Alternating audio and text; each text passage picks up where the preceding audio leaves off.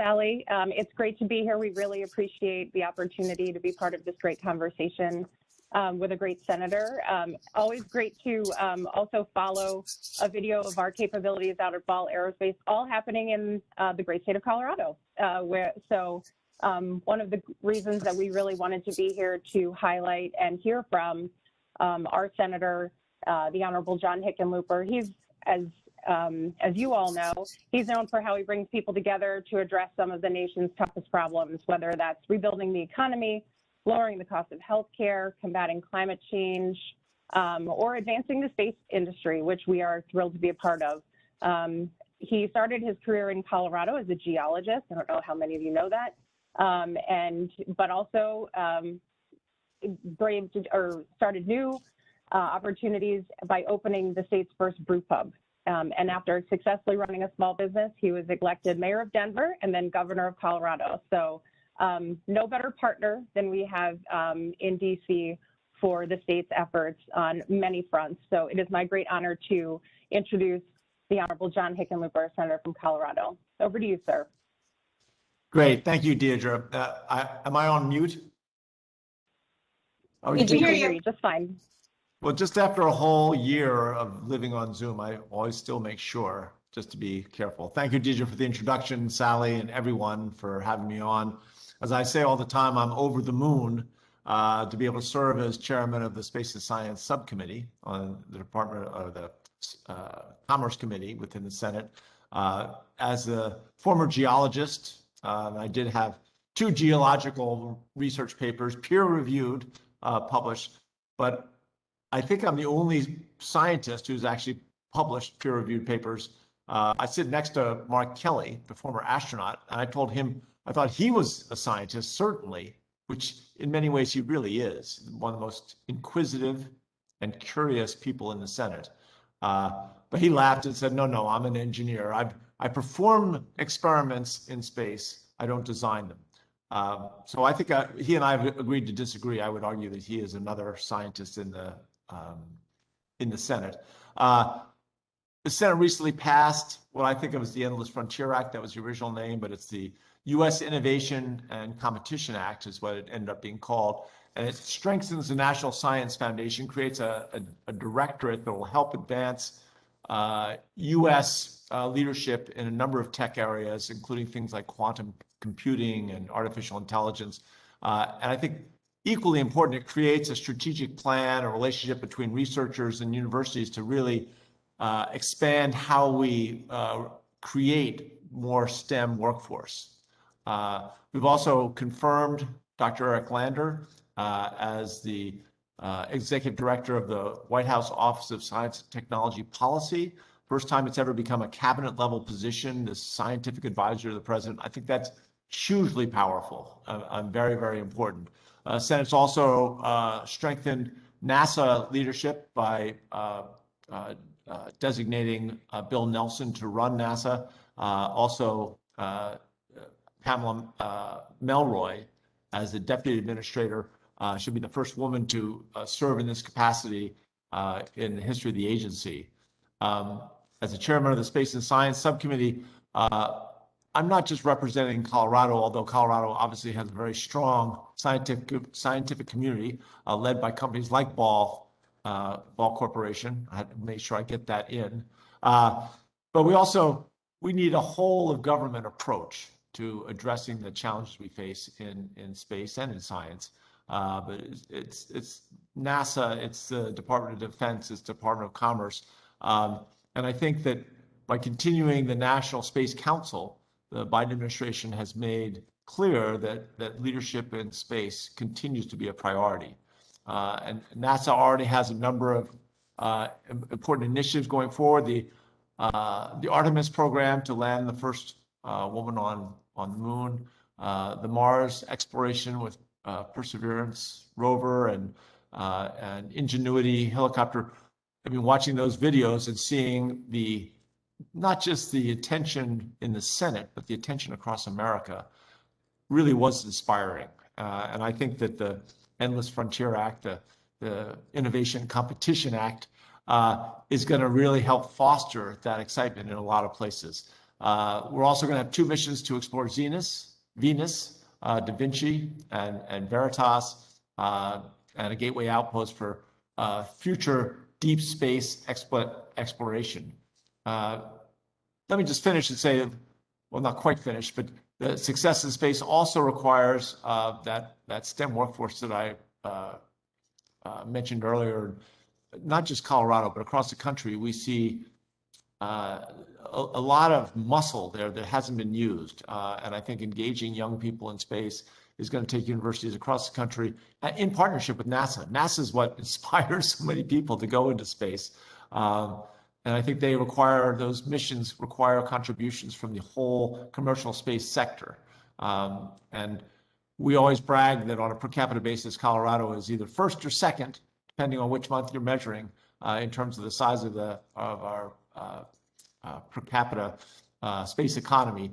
And I think we've learned very clearly that how much success you can have when you work in partnership with that space economy. For these reasons, obviously, I'm honored to be with the Washington Space Business Roundtable. Did I get that right? Yes, Space Business Roundtable. You're constantly, creating challenges for people such as myself. But anyway, thank you for having me, and let's go to some questions. All right. So I have a couple of questions before I pass it over to the audience. So we just touched on some of the really exciting projects within NASA, Artemis and Perseverance. There's a lot of interest in the space community about whether NASA's authorization will occur this year. And given everything that's competing for the Senate's attention, do you think a NASA authorization bill is possible this year, or do you think it's more likely to take place next year? Well, I spent 20 years as an entrepreneur and small business person, so you have to measure my enthusiasm by the fact that I am by nature an optimist. But I think that that authorization is essential. And I think that there is a sense of urgency among a number of us in the Senate that this needs to happen this year. Now, that's no guarantee that we're going to get it now, but I'm absolutely certain we'll get it in this Congress, so in this 2-year cycle. And I think that, if we can get it to the president's desk this year, it just allows us to move faster on all these areas. And it's unusual. I mean, it's been a long time since we've had a serious global competitor recognized in the same way that China is recognized now. And that is providing it's a catalyst for both Republicans and Democrats to say, we can't debate fine points and try and score minor political victories and slow down or obfuscate the things that are clear priorities.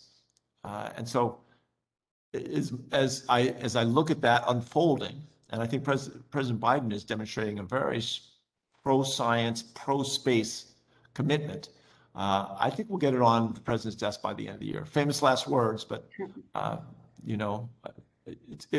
again, there's no earthly, that's a pun intended, no earthly reason why that can't happen. Wonderful. So let me just stop for a second and just invite the audience to put your questions into the chat. If you could include your comments, and then when I call your name, please take yourself off mute and turn on your videos, and you can ask the senator your questions directly. But while those questions are coming in, I had a couple more. So given the current political polarization on Capitol Hill, do you view NASA as an agency that can still generate bipartisan endorsement? Well, Bill Nelson was one of the most collaborative Democrats in the Senate. He had strong relationships with a number of Republicans.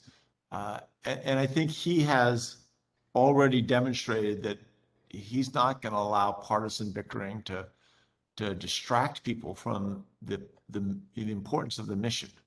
NASA is without question the preeminent space agency of any country on Earth. And we need to protect that. And we need to expand on that position. And obviously on this call, we're talking to the community of space business.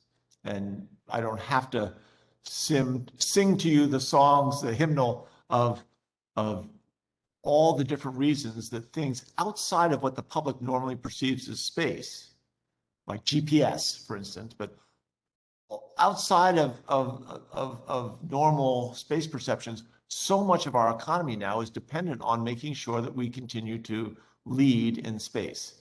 And I think the public understands that. They are excited. I think having some of the private sector, enterprises, some of our billionaires, voyaging out into space. While a lot of people frown on that, I do think that it is exciting attention. And I think that's something that I want to take advantage of and utilize, and I think it's going to benefit NASA. So every chance I get, and we're going to do some hearings on space here in the next couple months, every chance I get, I'm going to try to find ways to put pressure on, on all the senators to get people excited in their home states about what's in store for NASA and for this country and for space.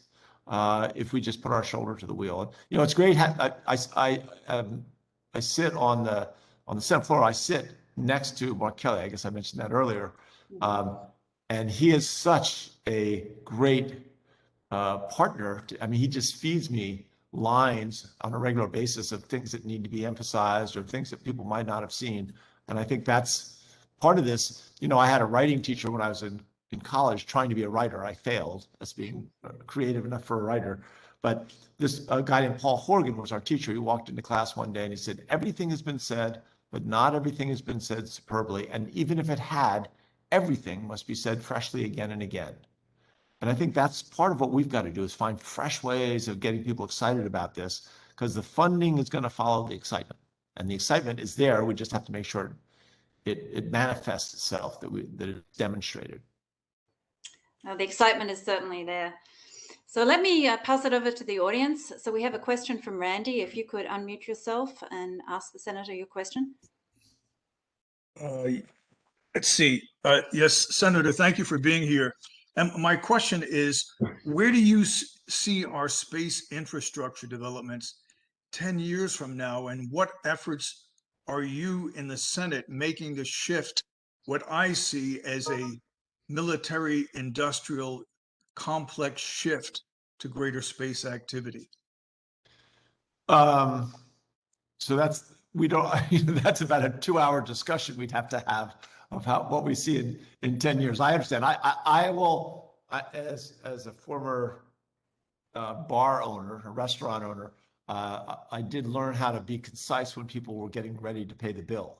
And I will try to endeavor that concision now. I think there's so much more going on beyond the Department of Defense and what President Eisenhower referred to as the military-industrial complex, or the military-industrial space complex. There is so much potential locked up, and I hope in 10 years that we look out and see that space has transformed every aspect of not just our education and who goes to college and how many study space or STEM, but that I think space is already and has a potential to do even more in terms of attracting young people into STEM, not necessarily just space. I have a number of friends that are molecular biologists who first got involved in science because of the race to the moon that President Kennedy started. I think that within the Innovation and Competition Act, I still like Endless Frontier better, but within that bill, there are billions of dollars designated to go out and recruit people into STEM and to make sure that they are excited by that. I think space is an essential ingredient in that. When you talk to a lot of high school kids or people maybe not even in high school yet, and you see whether they've got that curiosity, which almost all the kids have, but whether it's being oriented towards science and observing the world around them and then figuring out how to make those observations translate into a better future. Kids don't get excited by the normal discussions. Even things like CRISPR and genetic engineering don't seem to capture their imagination the same way space does. And I can't tell you how many people in the Senate have a fondness for the mission, our national mission, to get more people excited about space, because it translates, and it's going to translate into every other industry. All the 10 different programs that the new NSF directorate is going to focus on. And again, quantum computing, artificial intelligence, go down that list, cybersecurity. Those are all, or not all, but many of them are tied into space in significant and real ways. Yeah, thank you, Senator. I hope that our nation can make a sustained commitment.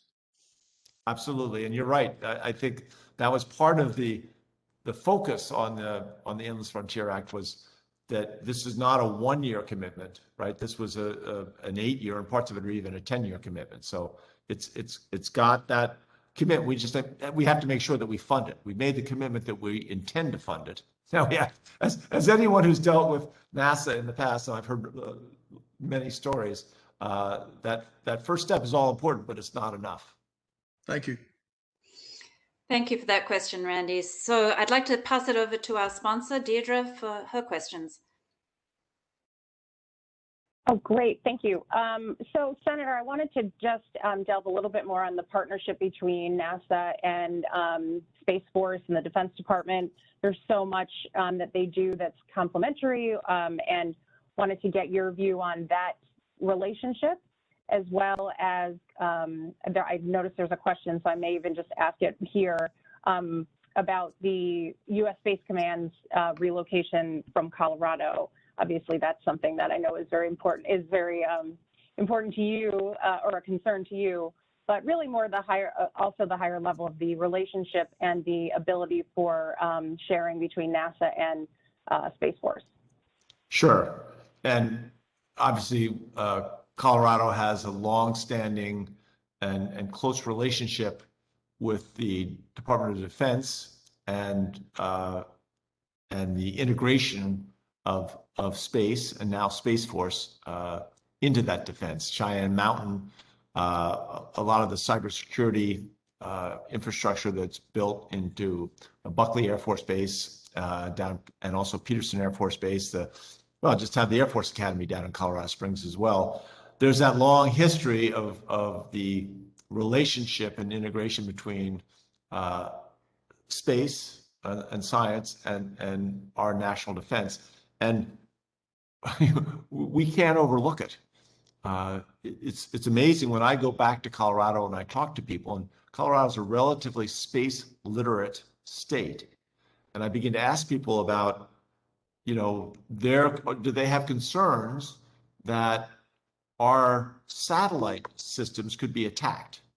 That there could be a cyber attack, and in some way, either physically or through a cyber breach, render our satellite systems vulnerable or disable them in some way. And it's as if they've never heard of this before. But I mean, space now is, it's not just GPS. If we go down the list of all the things that are essential to our economy that are tied to space, and there is this dawning awareness that the countries like China have the capability to wage an attack in space, and we need to be prepared for it. Space Command, my biggest concern about Space Command, and obviously as a U.S. Senator from Colorado, I have a vested interest in supporting things in Colorado. But I absolutely believe whether Space Command ends up in Colorado Springs or wherever it ends up, the decision be made for national security reasons and not political reasons. And I think there is a great deal of evidence that excessive political force was used in that decision-making process, and that it should be examined, and it is going to be examined. And wherever Space Command is located, wherever its new home is, I mean, it's located in Colorado Springs now for several more years, but we need to make sure it's in the best location for the good of this country, for our security, and for the other ways that Space Command protects, our economy, our military security. I mean, go down the whole list. So I am biased, of course, and I've had many discussions, but I try to make sure that the discussions are not so parochial that I'm just fighting to try and get more jobs. I think that's how we got into this mess. I think it's more important to say, all right, what are the objective measures?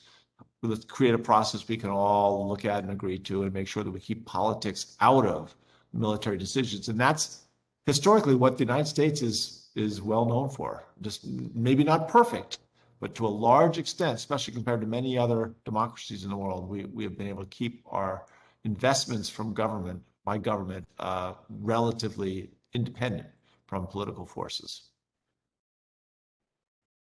Great, thank you so much. Thank you, Deirdre. So our next question is from Jeff Faust. If you could unmute yourself, Jeff. Yeah, good afternoon, Senator. The NASA authorization that was included in the competitiveness bill the Senate passed in June, the former Endless Frontiers Act, included some language about the human landing system, authorizing additional funding and selecting a second company. Obviously, that authorized money needs to be appropriated on an annual basis, and I wanted to check what progress you've seen in discussions with your colleagues about securing that additional funding for HLS, either through the regular appropriations process or through something like the jobs and infrastructure package that's being proposed. So to be candid, I have not, the actual appropriations yet, I haven't gotten involved with. So I'm the wrong person to ask. And now we've been really focused, on getting the Endless Frontier passed. And now we're trying to get this bipartisan infrastructure bill passed. And I think that's for me, a very high priority, that we do something on a significant level that is bipartisan. And I was a couple of minutes late coming to this meeting just because I was in a meeting with a group of Republican and Democratic senators, haggling out how we're going to expand broadband and make sure we get universal coverage in this country in a way that's fair and equitable and efficient and effective in terms of how we use taxpayer dollars. And that, I mean, we'll hopefully get this done, put to bed in a couple of weeks.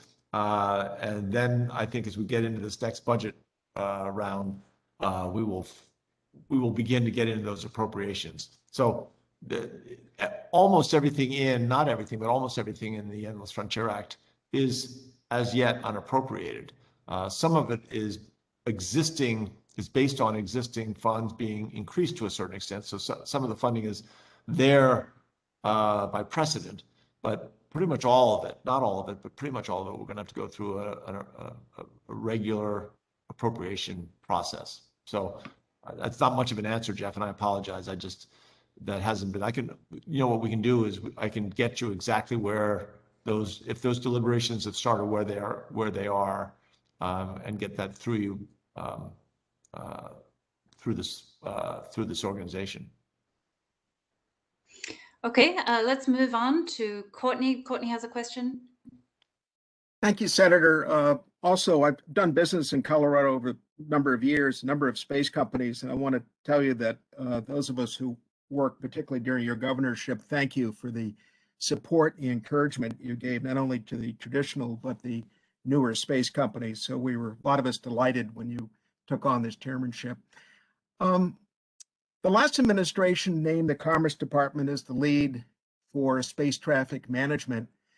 Wondering if you support that decision, and if so, will your committee work to ensure the department gets its adequate resources? And if not Commerce, what other agency do you think might best serve as lead agency? And I ask this because we have more and more satellites being deployed therefore the more higher probability of conjunctions and disaster, and hoping that we'll have a space traffic management lead agency, since DoD has made it clear they don't want to carry on that function any longer, designated sooner than later. So thank you for your time, sir. Yeah, I appreciate that. And another good question. I'll have to make sure that when I come back to the Space Roundtable, Space Business Roundtable, that I'll have to account for many more questions. I do think that the Commerce is the right place Commerce Committee and the Department of Commerce is the right place to build this muscle, but I also understand that they can't do it alone. So, like so much of space, there has to be some serious collaboration, and to a certain extent, we've lost that ability. We've lost some of that muscle tone. I think about cybersecurity, that we need to have the Department of Commerce and the Defense Department and the National Security Council. We can go down the list of all the people that are directly affected by cybersecurity. We need to have an ability to orchestrate all the information that's relevant and make sure that the decisions that are made are happening in a timely manner. And that probably, no place is that more important than in space. In space, we're going to have, excuse me, wait a second. In space, we're going to have things are going to evolve so rapidly that some of our traditional ways of making decisions in government are no longer sufficient. We don't have the time to go back and forth and hash out small nuances when we need to make decisions. And I think some of the agencies like Commerce that have a stronger track record of making those decisions are a place where that final decision can be made. This, in the case of space traffic. You can't say space trafficking, because that means you're smuggling one part of space to another. Anyway, obviously that's changing even as we speak. But so far, from what I've been able to see, I support it in the Department of Commerce. Appreciate it. Thank you, sir. Okay, the next question we have is from Stephen Brody. Yes, thank you, Senator Steve Brody here from Arlington, Virginia. Like you, I grew up in the Philly area. In fact, one of my best cheesesteaks is in Narberth, your hometown. And that diverse environment, I think it really infused me as I entered and progressed in my space career with a real desire for informed dialogue and seeking consensus as best I could. And I know those are attributes you very much represent and have used. Talking about China for a second, I'm wondering if you see any way forward to turn what seems to be the overriding tenor of a space race. And I don't think it necessarily has to be that way. I would like to see a lot more collaborative efforts between, I know in talking to some Chinese officials when I was in Beijing some years ago, that they very much respected and honored what we had done during Apollo and wished to more join in those kinds of things, as opposed to trying to be seen as trying to catch up and surpass us. So I'm wondering if you see any progress likely, perhaps with your capabilities in helping us move towards a different tenor, less combative perhaps and less confrontational. Well, Steve, from your lips to God's ear, because as someone who lived through the Cold War and saw that type of competition often creates ill-advised decisions. And I think, like many senators, very concerned about the directions that China has taken over the last few years, the last decade, really, and that some of the aggression that they've demonstrated, especially in the South China Sea, and other parts of, in that part of the world are alarming. And I think that what we need to do, and I think this is where I think President Biden is on the right track, we need to put more effort into our diplomatic relationships. And I don't think we want to get sucked into another Cold War, either militarily or in space or really anywhere. The world is evolving. And I think again, we have to have a strong military. We have to, I think, we want to make sure that we maintain our role as the dominant space leader in space. But that being said, we've got to recognize that there's the rest of the world out there, and there are other points of view and opinions, and that they've got to be assimilated, and make sure that leadership connotes some level of authority, but that authority is only functional based on the willingness of the rest of the world to support America's leadership. And I think ultimately, and this is what I think we can do, I think Biden is unusually appropriate to be doing this, to lead this effort, is that trade agreements and cultural agreements and commitments to basic human rights are things that we are going to continue to negotiate, and maybe even more intensely than before, and find ways that, in terms of China, that we can isolate them in some way economically if they are belligerent and exhibiting perhaps military aggression to parts of Asia. If they're isolated economically, then they will be a little more thoughtful and more careful, and at least open to discussion. My observation has always been, for as long as I've been paying attention, is it's hard to really understand where people are coming from if you don't have unguarded opportunities to talk to them. And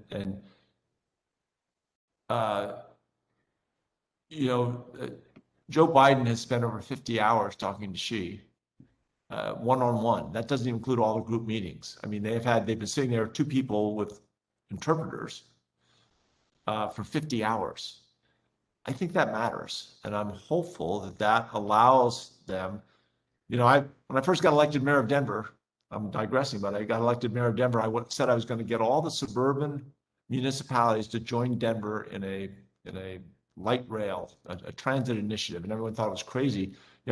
Denver's only 20% of the city and county of Denver's only 20% of the Denver metropolitan area, and there were 34 municipalities in all. 21 had Republican mayors who historically had hated Denver.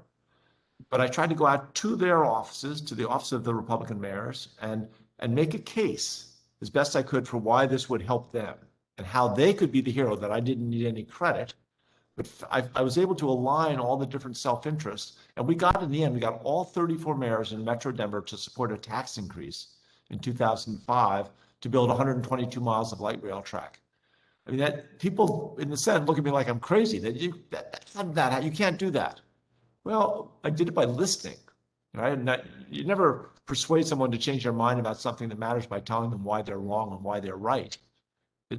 You have to hear really where they are and keep asking them questions and keep listening and keep working at that. And at a certain point, you begin to change what your point of view is, and they change their point of view, and then you can collaborate. So, you can only collaborate at the speed of trust. That's what we used to say in the governor's office when I was in Colorado. That's what we need now. We need to build some trust and then focus on productive, constructive collaboration. So I think we have time for maybe one or two more questions. So I'm going to pass it back over to Deirdre. She has a question on climate change.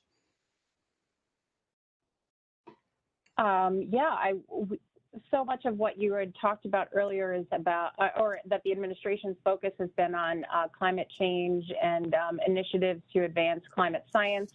I wanted to get a little bit more from you on NASA's role in that, the investments that are being made by the administration, NASA, NOAA, and elsewhere in the community on how we can advance that climate and earth monitoring initiatives that would really advance the climate change focus from the White House. Sure. And let me say two things. One is that science, I remember when I first started studying science, one of my teachers in school said that at its best, science is careful observation of the world around us and using those observations to make the world a better place. And that has never been more relevant than when we talk about climate. And so having facts, real information, not careful observations from NOAA, from all the monitoring capabilities that we have around the world, and integrating that information, making sure that we find ways to take the complexity of that information and distill it down into decision-making facts is crucial. And I think we will see more funding, not just from the Biden White House, but from the Senate and the House, from Congress, to make sure that we have the capacity to get accurate information. In terms of climate change, I think the infrastructure bill, the bipartisan infrastructure bill that we're working on right now, has significant investments in transmission, expanding transmission capacity, enhancing the smart grid capacity, expanding broadband and 5G. I mean, all kinds of tech and STEM investments that will go towards climate change. Electric vehicles, both charging stations and electric buses and other mobility carriers. There's $15 billion for that. I think the thing that I'm unhappy about, which again, unrealistically perhaps, I thought this would be a process whereby we might end up with a price on carbon. And there are a bunch of Republican senators that are beginning to grudgingly admit that climate change is real, that it's growing faster than they thought, and that we should have a greater sense of urgency in addressing it. And I thought that might happen, some sort of a fee and dividend like George Shultz originally proposed 10 or 15 years ago, probably 15 years ago now, as a way of providing incentives for the innovation that we need to address climate change. How are we going to get, direct air capture or, other forms of carbon sequestration, new types of energy, clean hydrogen energy, you go down the list of those places that are not where they need to be. Without a price on carbon, it's hard to see how we're going to get, how we're going to accelerate the innovation necessary to allow us to address climate change on a comprehensive way. Anyway, I'm not giving up on it. I think there's so many people in the country now that buy into why this is necessary. And I think there are more and more businesses. I think that it's, obviously the Space Business Roundtable is a perfect place to start.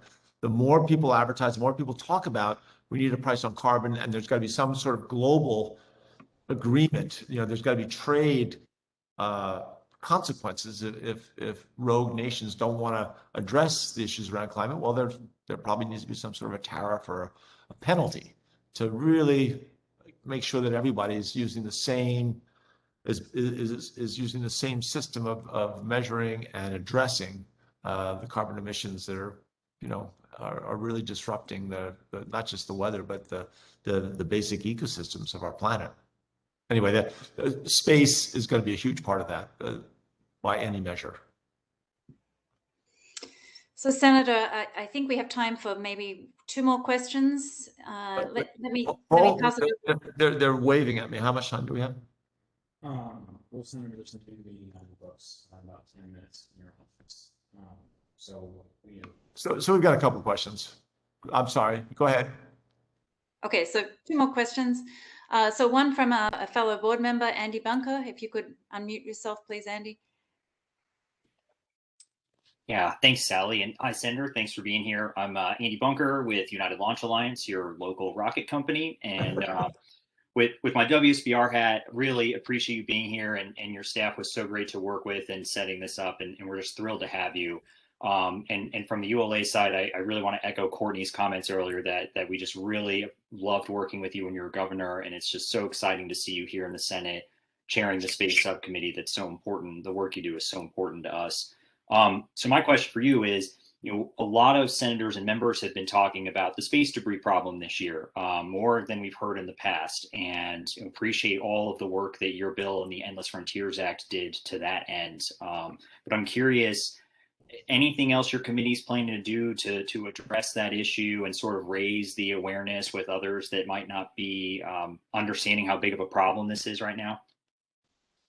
I think that the fact that we had it in the bill, I think is a big step.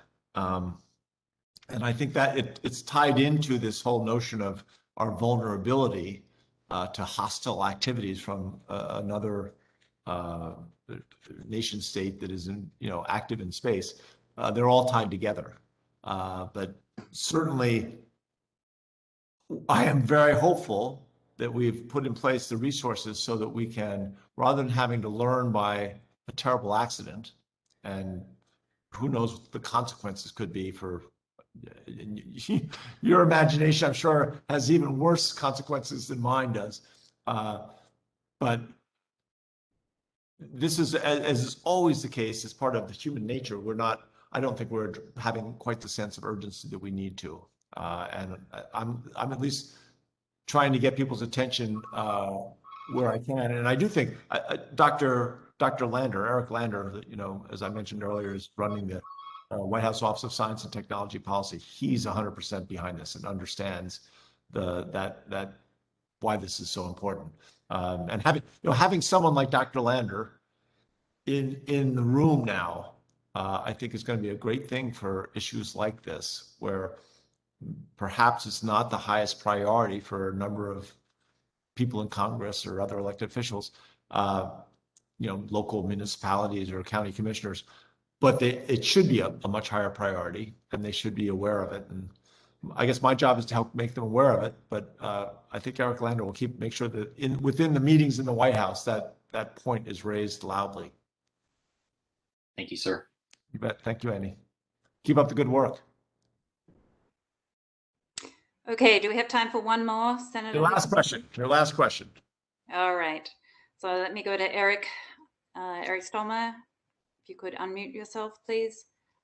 Yeah, thank you so much, Sally. And good afternoon, Senator. Thank you so much for taking the time. I'm with Voyager Space, and we're located just blocks away from Wind Coop Brewery in Denver. So that was a strategic move for us, needless to say. But you had mentioned earlier, regarding Space Force, you didn't want to think parochially on those issues and everything. But thinking parochially, regarding Colorado is definitely becoming the center of the universe for commercial space innovation. As we grow our presence in Colorado, what can government and industry do together, do you think, some of your ideas to continue this positive growth? Sure. So, and thank you for locating your company in the right place. Appreciate that, or helping. I don't know who made the final decision, but we celebrate it because I am intensely parochial. Let me be very clear. I do believe that Colorado, if it's not the center of commercial space activity now, it soon will be, and I think it is the best place. We're closer to Mars and Venus than any other state in the country in terms of how we observe. Anyway, kidding aside, I think that decisions on location of military assets has to be done in a non-political way. That being said, as a senator from Colorado, I am going to pursue opportunities and just as we have done in the past, trying to make sure that every part of Colorado is involved in our space effort and understands that they're just providing components to United Launch Alliance and to whatever their role is, that we're making sure that we're uniting the state in a commitment to the military effort, but also the commercial space effort that I think really in many ways defines all over Colorado. If you go to Grand Junction or Durango right now, you'll find businesses that are involved in our commercial space efforts. And we give them incentives as the governor and the county commissioners provide incentives for them to expand. But I am constantly on the lookout, like most senators, like many senators. I like to think that between me and Michael Bennett, we'll be a little more eagle-eyed. But we're going to be on the lookout to try and figure out how can we stimulate all the innovation that Colorado already demonstrates in terms of space. How can we stimulate that even further? So if you've got any ideas or see some place where we should be focusing our attention, just sing out. I'm easy to get a hold of. Most certainly will. And your staff has been outstanding working with us. So I really appreciate that, Senator. Great. Thank you, Eric. I appreciate the question. And thank you all. I apologize for having to race off. It's the story of my life. Sorry, everybody. Before you do, Senator, I just want to thank you so much for taking time out of your busy schedule to come and speak to us. I mean, clearly, with the number of questions that we received, I think I'm speaking on behalf of the entire audience and saying it was a really, really fascinating discussion. So thank you so much. No, thank you, Sally. Thank you, Deidre. Thank you, everybody. All right. Thank you, sir. All right, bye. I would like to thank Deidre and Ball Aerospace